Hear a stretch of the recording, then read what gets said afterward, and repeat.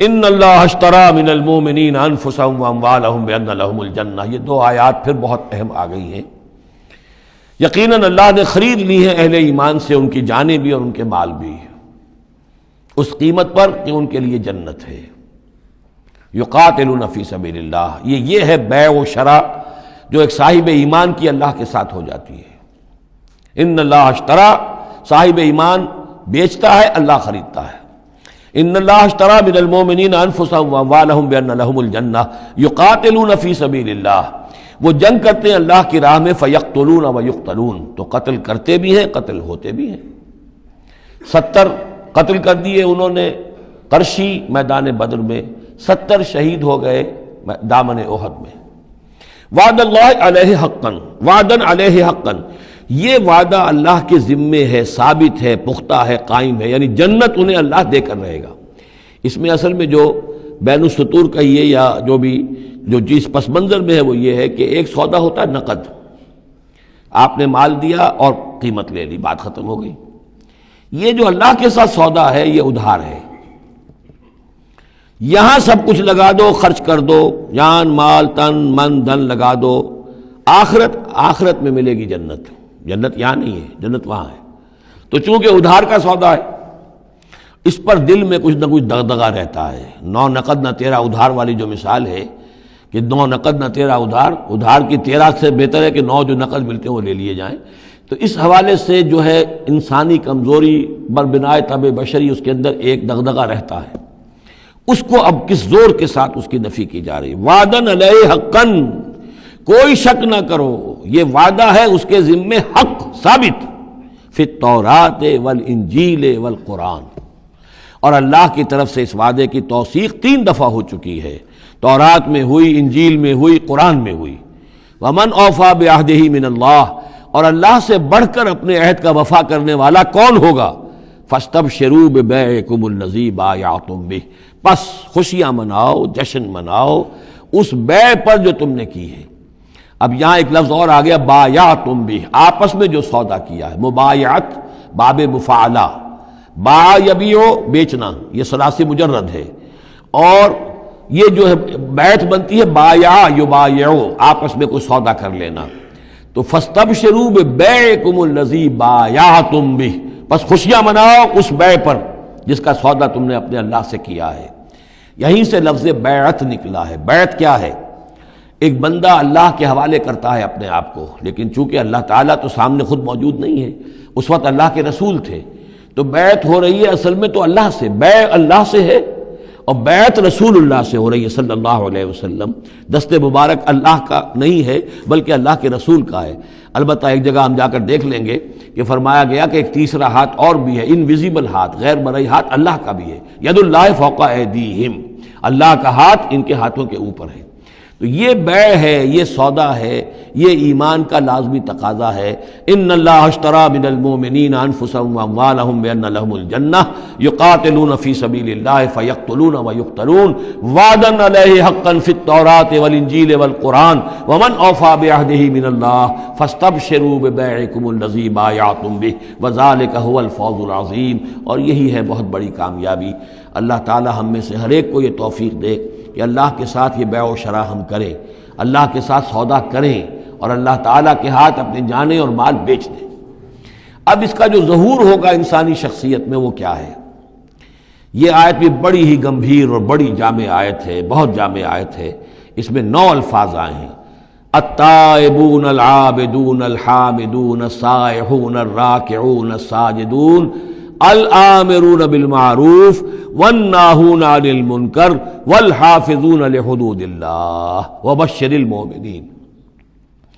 توبہ کرنے والے، اللہ کی پرستش اور بندگی کرنے والے، اللہ کی حمد اور تعریف کرنے والے، دنیاوی آسائشوں سے لا تعلق رہنے والے، سائحون پچھلے زمانے میں ہوتا تھا بنباس لینے والے، چلے جانے والے، شہروں کو چھوڑ کر چلے جاتے تھے لوگ جنگلوں کے اندر، لیکن ہمارے ہاں اسلام میں اب سیاحت نہیں رہی ہے، رہبانیت ختم کر دی گئی ہے۔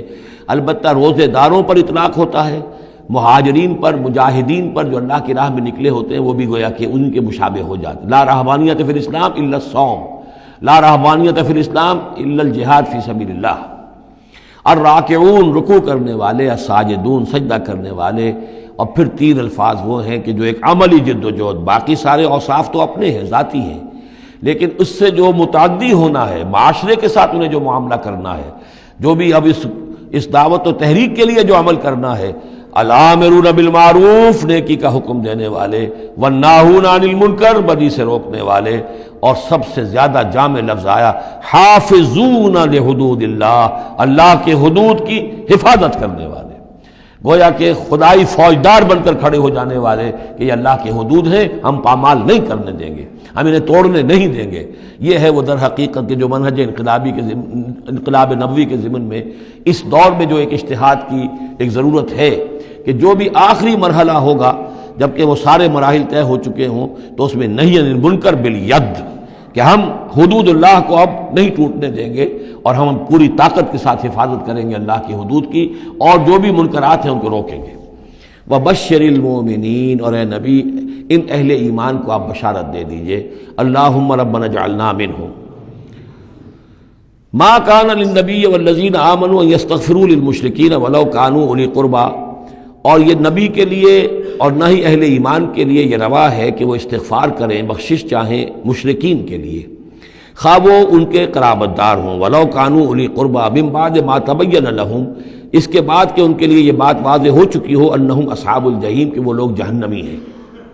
وما کان استغفار ابراہیم لابیہ الا عن موعدۃ وعدہا ایاہ، اور نہیں تھا استغفار کرنا ابراہیم کا اپنے والد کے حق میں مگر ایک وعدے کی بنیاد پر کہ جو انہوں نے اس سے کیا تھا جب گھر سے نکالا ہے باپ نے. یہ ہم سورہ مریم میں پڑھیں گے تو اس وقت وعدہ کر کے نکلے تھے، ساستغفر لک ربی انہ کان بی حفیہ.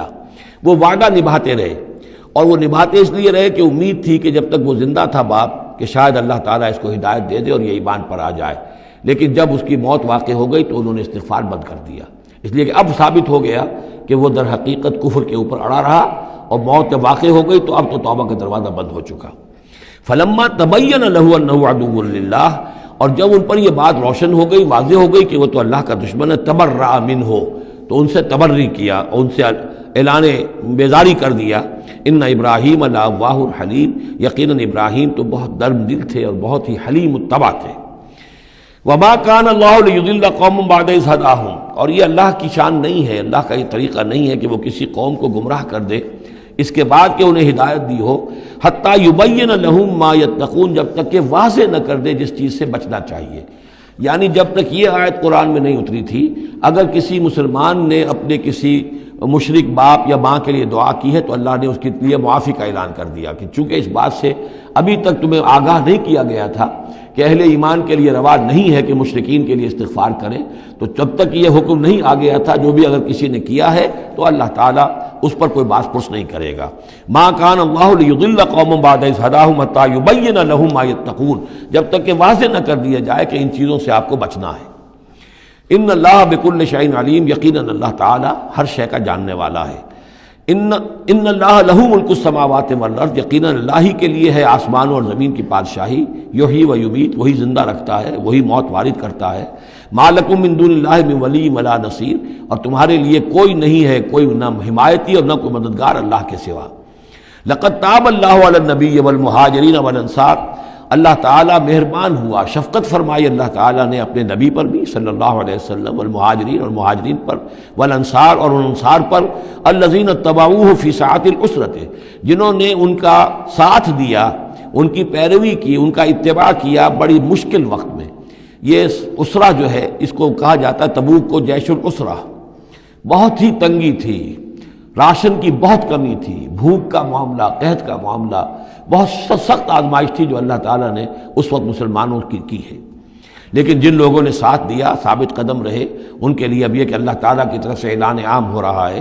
لقد تاب اللہ علی النبی والمہاجرین والانصار الذین اتبعوہ فی ساعۃ العسرۃ من بعد ما کاد یزیغ قلوب فریق منہم، اس کے بعد کہ ان میں سے ایک گروہ کے دل میں کچھ کجی آنے بھی لگی تھی، پر بنائے طبع بشری، کہیں نہ کچھ کمزوری، جیسے کہ غزوہ احد میں بھی بنو حارثہ اور بنو سلمہ کے بارے میں عارضی طور پر تھوڑی سی کمزوری آ گئی تھی. ثم تاب علیہم، پھر اللہ تعالیٰ نے ان پر توجہ فرمائی، عنایت فرمائی. انہ بہم رؤوف الرحیم، یقیناً وہ ان کے حق میں بہت مہربان ہے، رحم فرمانے والا. وعلی الثلاثۃ الذین خلفوا، اور اب یہ اعلان ہو گیا ان تین کے بارے میں بھی جن کا کہ معاملہ مؤخر کر دیا گیا تھا، اور وہ تین کعب ابن مالک اور ان کے ساتھ اور بھی ہلال ابن امیہ اور مرارہ ابن ربیع رضی اللہ تعالیٰ عنہم اجمعین، یہ تین صحابہ تھے انصاری۔ وعلی الثلاثۃ الذین خلفوا، اور ان لوگوں پر بھی وہ جو تین کہ جن کا معاملہ ذرا پیچھے ڈال دیا گیا تھا، مؤخر کر دیا گیا تھا، ان پر بھی اللہ نے توبہ فرمائی، یعنی اللہ نے توبہ قبول فرمائی۔ حتیٰ اذا ضاقت علیہم الارض بما رحبت، یہاں تک کہ جب زمین ان پر اپنی تمام کشادگی کے باوجود تنگ پڑ گئی، وضاقت علیہم انفسہم، اور ان پر اپنی جانیں جو ہے بھاری ہو گئیں، وظنوا ان لا ملجا من اللہ الا الیہ، اور انہیں یقین ہو گیا کہ اللہ تعالیٰ سے بچ کر جا کر کوئی اور پناہ گاہ ہے ہی نہیں سوائے اس کے کہ اسی کی جناب میں آ کر پناہ لی جائے۔ لا ملجا من اللہ الا الیہ، جیسے یہ کہ کوئی بچے کو اگر ماں مارتی ہے تو بچہ پھر لپکتا ہے ماں کی طرف، لپٹتا ہے ماں سے، جائے کہاں؟ ظاہر بات ہے کہ مار رہی ہے ماں لیکن وہ پھر لپٹ رہا ہے ماں کے ساتھ۔ اسی طرح لا ملجا من اللہ الا الیہ، اللہ تعالیٰ کی طرف سے اگر کوئی سختی بھی آئے، سزا بھی آئے، تو آخر بھاگیں جائیں کہاں؟ اللہ ہی کی جناب میں پھر پناہ لینی ہے۔ نہ کہیں جہاں میں کما ملی جو اما ملی، تو کہاں ملی میرے جرم خانہ خراب کو تیرے عفو بندہ نواز میں۔